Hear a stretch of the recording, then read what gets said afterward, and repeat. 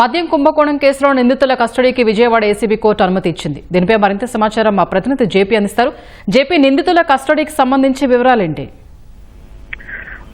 ఈ రోజు నిందితుల కస్టడీకి సంబంధించి ఉత్తర్వులు జారీ అయ్యాయి. నలుగురు నిందితుల్ని 2 రోజుల పాటు కస్టడీకి అనుమతిస్తూ విజయవాడ ఏసీబీ కోర్టు ఉత్తర్వులు జారీ చేసింది. కొద్దిసేపటి కిందటే ఈ ఉత్తర్వులు వెలువడ్డాయి. ఇటీవల ఈ నలుగురు కస్టడీ పిటిషన్ల పైన విచారించిన న్యాయస్థానం తీర్పు రిజర్వ్ చేసి నేడు ఉత్తర్వులు జారీ చేసింది. ఇందులో ప్రధానంగా రాజకాశ్ రెడ్డి A1 గా ఉన్నారు.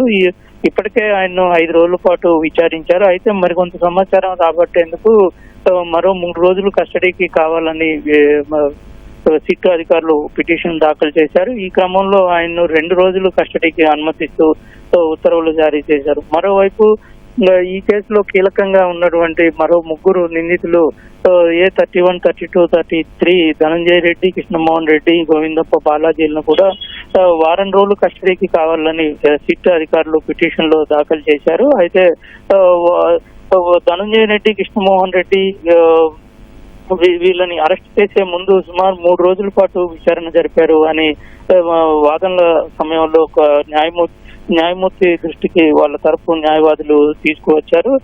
60 ఏళ్ల పైబడి ఉన్న నేపథ్యంలో ఇంకా ఇప్పుడు అవసరం లేదు అనేటువంటి వాదన తీసుకొచ్చారు. మరోవైపు ఇటు పిటిషనర్, ఇటు గవర్నమెంట్ తరపు న్యాయవాది వీళ్ళంతా చాలా కీలకంగా వ్యవహరించారు. నగదు అక్రమ రవాణాలో వివిధ రంగాల్లో పెట్టుబడులు పెట్టి నగదుని అంతిమ లబ్ధిదారులకు చేర్చడంలో చాలా కీలక పాత్ర పోషించారని వాదనలు వినిపించారు. వీళ్ళకి ఖచ్చితంగా ఈ నలుగురిని కస్టడీకి ఇవ్వాలని కోరారు.